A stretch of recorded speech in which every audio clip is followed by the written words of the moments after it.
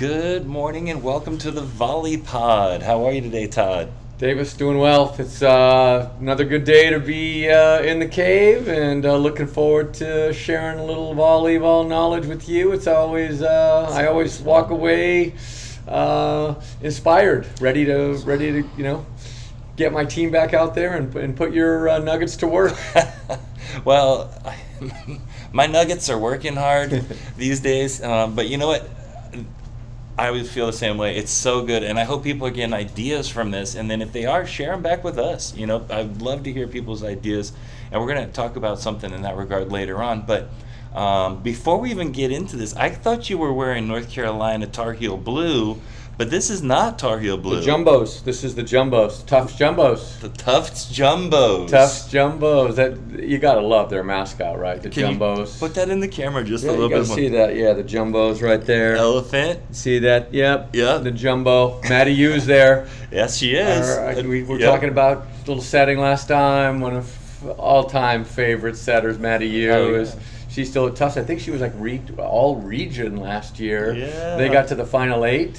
That's so I'm sporting the Tufts gear today. I got another one. The Tufts blue. That's awesome. I have another one over there for my club team too. All So right. it's like I'm a fan and looking good with the Jumbos. So, well, let's get into it today. So today, We're presented by Art of Coaching. absolutely. Let's start with that because Yes. they've done a great job of helping us out and gives us a real nice format to be able to get in the videos. And this pod's been fun for me because not only do I get the wisdom from you, I'm hunting through a bunch of great Oh, yeah. videos every week on the AOC site. Well, and I don't think necessarily everyone realizes that we unlock these videos that are often locked behind the paywall if we talk about them in the pod. Yep. Right? So it's a huge benefit to people to just check them out, and it's just such a great resource. You can find everything you need on there. Yep. So awesome. Well, we are blessed to have them, and so today we're going to be talking about the skill of the day. What do we have for the skill? Skill of today is out of system setting. Oh, I like it. Okay. So let's talk about rationale first. Why is this something we should spend time on? And first of all, it reminds me of Russ Rose when he was saying that coverage is a skill for everybody. How many skills are there in volleyball that everybody's doing? And hey, the ball finds your worst setter. It's just at 15-15 in the Right. third or the fifth or whatever, that ball goes spinning up in the air, and who is it coming down on? It's coming down on your worst setter, and you just start saying prayers, right? So it's a skill Yes. for everybody. So everybody's got to be able to do it. I like it. And then we have serve receive. If we look at serve receive, we have both setters and non-setters. Okay. And then maybe even some rules of the road, like who's going to take that ball. Okay. And I know a lot of people are going, no, I want my setter touching the second ball, and I'm not one of those guys. I'm one of those going, wait a minute, we don't need our setter sprinting to 25 feet to set. We have somebody standing right there. Let's take 2 steps and make a great out-of-system set from there. And I have the luxury of coaching players who've played a fair amount of volleyball. So if you're on a team where your setter is by far the best ball handler, or maybe you want to give her more free reign, but I don't. Transition. Okay. After set or dig, whoever you have doing that, and you say, okay, well, little bro's going to step in and do it. But of course, the third thing we have to look at is that mayhem that you have with digging sometimes. So you have that low dig that is shot to the net. Your middle blocker has to throw up a bump set. What does that look like? Does it go Yes. out of play, Mm-hmm. and all of a sudden ball touches your middle, and then you lose a point? So spending time on this skill is important. So Absolutely. that's my little rationale for getting after it. Well, first of all, I totally agree, and I think more than we would like to, we are out of system, right? We try to get in system, but often we are out of system. Oh yeah. I was So- just looking. I did a little search, little huddle search of my outsides. All of her attacks in the last match, and I couldn't believe how many were out of system. I think she what's had the 27 attacks, and I think only a third of them were in system or something Wow. like that. Yeah. So- See, I was gonna say half, but a third. Wow. That's crazy. Yeah. Okay. Wow. So what do you got for us? What's the skill? Well, I think we start with the hands, and you're a setter, Davis, and I think this idea of teaching everybody how to use their hands and set. I think that when we teach this, we do it with a player and a ball. And so everybody has a ball, and what the first thing they're doing is I'm teaching them how to spin the ball. So I'm teaching them to hold the ball, kind of turn it in their wrist, and then spin it and toss it super high. And then the first thing they have to do is just let it land in their hands. And how does it land in their hands? If it's bouncing around, we have some issues, so we have to clean that up. So this idea of self-setting high spinners, and you can just do it, have them set against a wall. So they toss a ball 20 feet in the air with a bunch of spin on it. As soon as they can catch it consistently in their hands, they can kind of get what we call in the wedge. That is, in that, thumb and forefinger, and get stuck in that wedge with their thumbs pointed back to their eyes. We don't want their thumbs kind of, inverted lobster claws. We want them kind of back at their eyes so they can stop the ball with that strength of the wedge. And then can they set it high? And secondly, when they start setting these balls, can they use their legs? Because this is a ball they have to push high. So I think a lot of times I watch players setting back and forth, and they're setting low balls. But an out-of-system set is never low, really, for if you're a non-setter, at least for us. Maybe some teams are doing that, but we aren't. So being able to have the ball be in the wedge consistently, so we have a release, and then using your legs, so we have the legs and arms working together to push the ball high, and then the third thing with that is the idea of finishing. Can they look like a setter when they're done? And so we like that big flat hand, symmetric hand finish. So you're showing the referee, hey, I can set this ball. And it's not, hope nobody saw this, and they just jab out and pull their hands back and go running away from it, and the referee's whistle's blown as soon as, even before the player touches the ball, the ref's calling it. So starting with the hands, once again, we don't let everybody set with their hands, and most of the people we don't. They aren't using their hands, but we try to teach everybody nonetheless, and there are times when players use it. From there, we go to using your platform, and I stole a term. One of my favorite terms is tabletop. The tabletop, and that is a Chris Lamb of Wichita State. That's one of his go-tos. And he coaches his players on the tabletop as well as anybody. I spent a summer with him. The idea of you can't swing a tabletop. So you should be lifting the table with your legs, right? So you're lifting the table with your legs, and can you coordinate your body? Because you start swinging that tabletop around, and just the fluctuation is such that it's tough. So can you show your angle?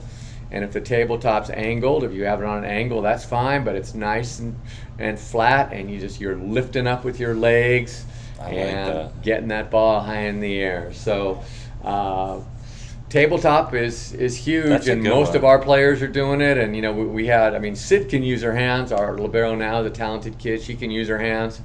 But if I'm not telling her to use them every time, she's so good at tabletopping, she just uses the tabletop all the time.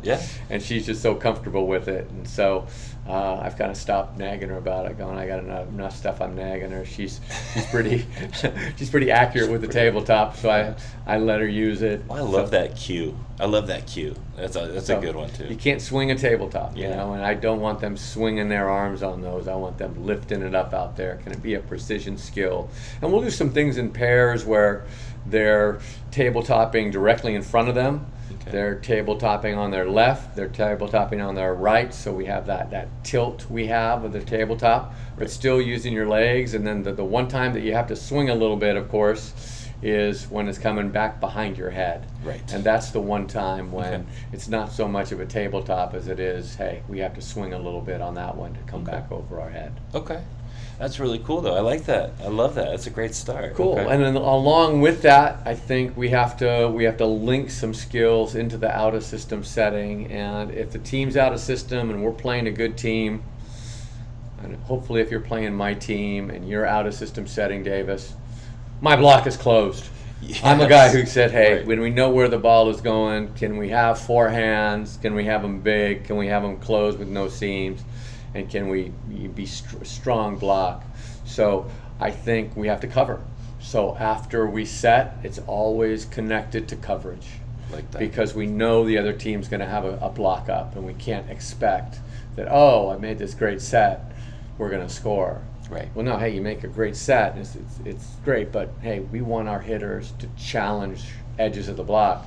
So if we get blocked, hey, it's okay to get blocked. We want to cover it. So Set, connecting coverage to it, and then connecting attacker approach to it. So if you're going to do a bunch of out-of-system setting in practice, you might as well have your hitters time it, and maybe if you don't want them to hit, they can just approach and jump and catch it, and you can do it on one side of the net even as pre-game warm-up or something, where, hey, you have the players can run it, they have a digger and then a setter, go and cover and then become the hitter after you cover, and then we're working on, we like those out-of-system sets high.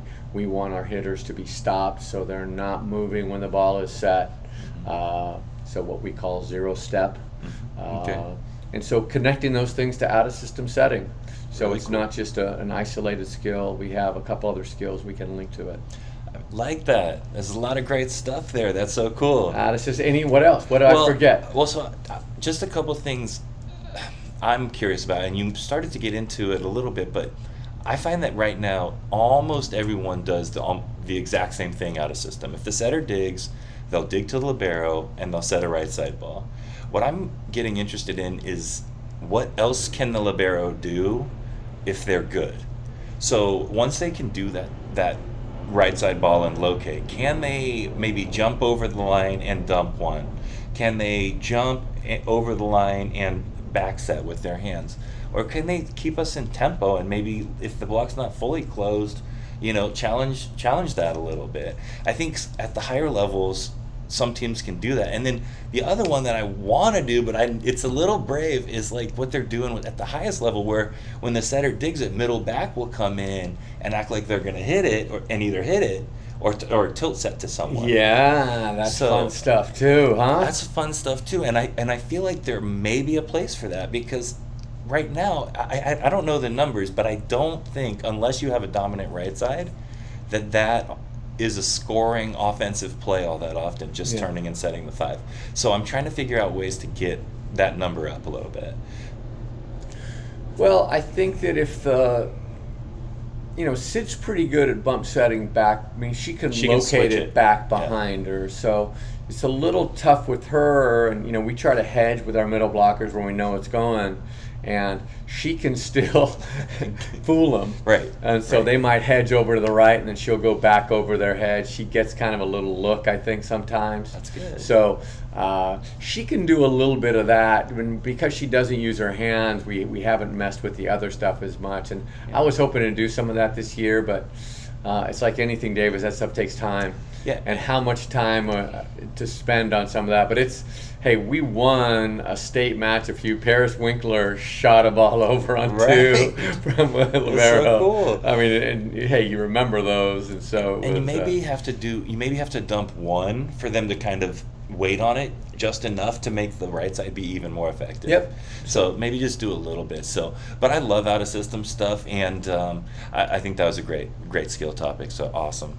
So, cool. All right. What do we have with scenario today? So the scenario today is when you have a blended values team in terms of winning and player development.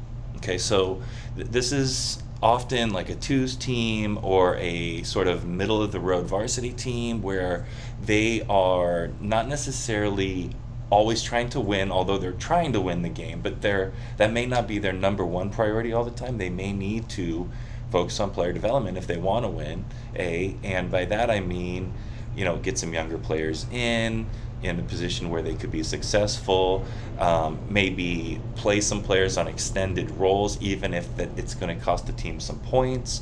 And this is a topic that I think almost every team has. If you only have the winning goal, it's so much simpler. Oh, definitely. And if you have that, you can count yourself lucky in a sense, but I also think that it's not actually a reality that you only have winning. The players at the end of the bench want that player development, and they want to play just as much on any team. So I think this is valuable for really any team, and I don't have really any answers. I do have some things that I've done wrong, and I do have a couple of suggestions for people where they have this blended approach. The first is something that I ran it by my coach friends, and they disagreed with, and I stand by it, and it's to bring the parents in on your decisions. And by bring them in, I don't mean they get a vote, okay? What I do mean is you tell them what you're going to do, okay? I think when they're caught off guard is when they have the hardest time with it. And I'll give you an example. So, well, before I give the example, I guess, let me go with point 2. There are higher stakes matches and lower stakes matches, right? And as coaches, we are aware of which those are. And as players, I don't know if they always are. And I don't know if they necessarily need to be, but I think if sometimes we can convey, well, not necessarily this is a low stakes match, that's why I'm getting you in, but we've secured, X position in this tournament, and we've really done a good job. I think now would be a great time to get, so-and-so in, right? I think by bringing the parents in, by bringing the team in on that decision, I really think it can make a lot of problems go away. So that's the first thing, is you got to share it with them. Now, how do you do that? So you share it with us. So I might not be in full agreement with some of this stuff. But, I know. Yes. But how do you do that when you say you share it with parents? So it may just be a simple, WhatsApp message. So this tournament, we are going to play the starters almost every time. The starters will start every single match. I'll make changes at this, maybe around 7 points, if we're up or down 7 points. You kind of give them a little heads up. Now, like I said, most of my coach friends did not agree with that, because it can be opening Pandora's box with the parents. They're like, you said this. And, I always say, but I'm always going to adjust with how the match goes. It's still not a cure-all, okay? I just think that them knowing typically works out better for me. They know my intentions, at least, okay? I don't know if people agree with that, but that's one of the things I would do. I would also share it with the team what the goals are for each tournament. So if you're trying to win, and I'm thinking in terms of club, I coach club right now, and so if you go in, we want to win this tournament, and I'm in a situation where, occasionally that's the case. We need to go undefeated or essentially maybe lose one match to win the tournament. I tell them, we're going to win, we're going in to try to win this tournament. Or this is a, recruiting tournament. We're going in to showcase our players. Okay. So you can kind of set it up, and you can even say, hey, you're starting match 1 on day 1. You're starting match 2 on day 2. Now, some people don't like that because they think that you're, not playing to win. I just disagree with that. I think there are too many matches that are perceived as important when we could be getting players in more often. I just think there should be more friendly tournaments.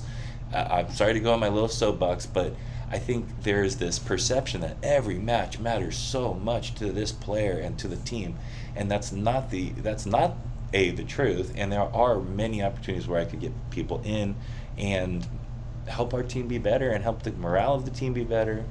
What are your thoughts on this? I guess the parent thing is, my decision making procedures, I'll share with the team. Okay. And if they choose to share them with parents, so be it. If parents have issues with it, it has to be a player issue. It can't be a parent issue. So my feeling is, hey, if the player has an issue and player wants to come and talk to me, that's fine. But I'm not really getting into playing time issues in general with parents because of that. Because my focus is always, hey, playing time is a player thing.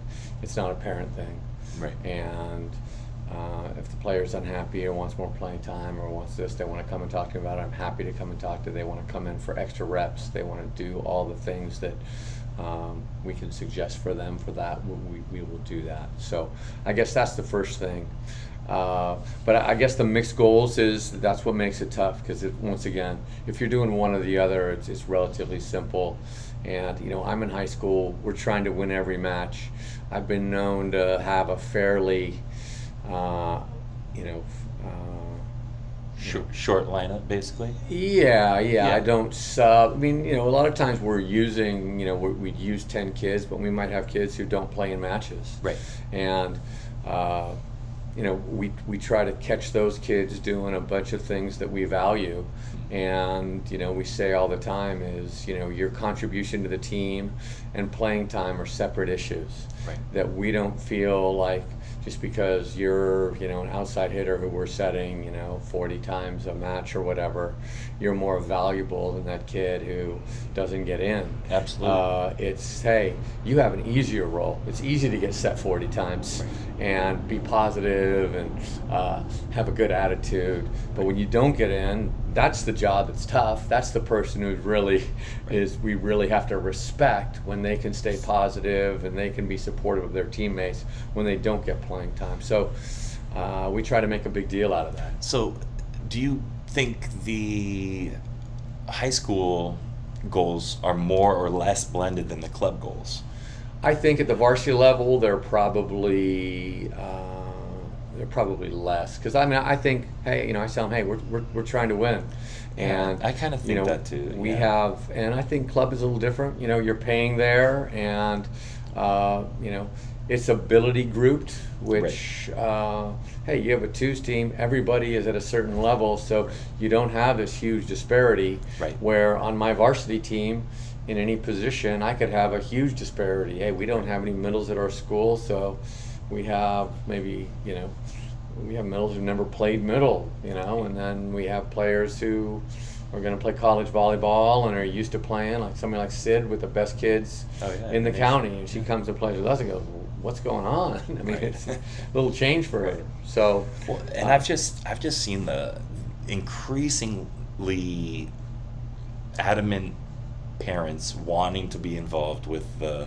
process of their daughter in club, and so I've just kind of gone with that and just brought them in. Yeah, I know it's not for everyone, Yeah, I mean, hey, everybody there's a bunch of different ways to do it. Yeah, and it has messed with me at times, but overall it's worked out in my favor, I think, just by having that clear communication. But I can 100% see it going the other way. Yeah. So anyway, that's the scenario. I think there's a lot more we could talk about with it. Oh, we could. I mean, hey, this is the prime question of coaches all over the place. Is, hey, you want to develop kids and you want to win, and there are times when you can't do both at the same time, and you're going to have to shade one way or the other. And you have parents in the club who want to win, and their kids playing all the time, and they're saying, hey, why are you sitting my kid when we're trying to win? Yep. And then you have the other parent going, hey, you got to give my kid a chance. We're paying all this money, we're traveling, and we have all this stuff we're doing. What's she there for? Yep. And so those are the questions there. It's a great scenario. Yeah, and I'll leave one idea too. Like, I just want them to understand the value of practice. Like, I want practice to be where they're getting better. Of course they're going to get better in the matches, but we're going to make our practices so effective that the player development will happen, and Right. we want them to be reassured that they're going to get better. Right, and then they see themselves getting better. Yeah. And that's something that the parent might not see, but they do. Yeah. Very cool. So, awesome. So what do we got for the videos? The videos today, well, we got 3 of them today. Unlocked on the Art of Coaching website. Unlocked, the first one is Christy Johnson, Iowa State, and Okay. she's doing my little 4-on-4 game, Kamikaze, that we always talk about, the out-of-system setting Okay. game. So 2 kids on the net, 2 kids kind of playing doubles in the backcourt. It's a back row setting game, so you're getting a bunch of pin sets from the back row. And the way Christy runs it is she runs it on rotate, so after you set, you go cover, and then the hitter goes out, and that person becomes the hitter. So it's a nice little way to rotate. Okay. So you can rotate your whole team through there, and let's say you have, 12, 14 players, you just put 6 or 7, on a side, and they're rotating through those 4s. I like that. So it's everybody's getting an out-of-system setting, everybody's getting out-of-system hitting. I like it. Very cool. That's the first one. One of my favorite games. Yep. The second one is another Jim Stone quick hitter. Okay. And the reason I like this one is it's his junior national team again that he was coaching. So, the best under 19-year-olds. He coached a couple years ago, went on an international tour. But he just has a bunch of clips watching them set, both with their hands and tabletopping. So you can see the technique there with accomplished players, and you can see the hitters being super patient and waiting. You can see the coverage. So all those things you have. I like, we talked about it on the last pod, the idea of showing the good. Can we go, hey, this is what we want it to look like? And showing those models, and that they aren't professional. They're still kids that are about their age, right? They're a year or two older maybe, but they're still they're right in their age bracket. But they're making it look pretty easy.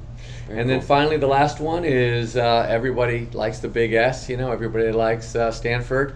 Likes to watch Kevin Hambley's up there. Oh yeah. And so he just did super simple, saying, hey, we have a serve receive and then a +1, and the +1 is put into your setter.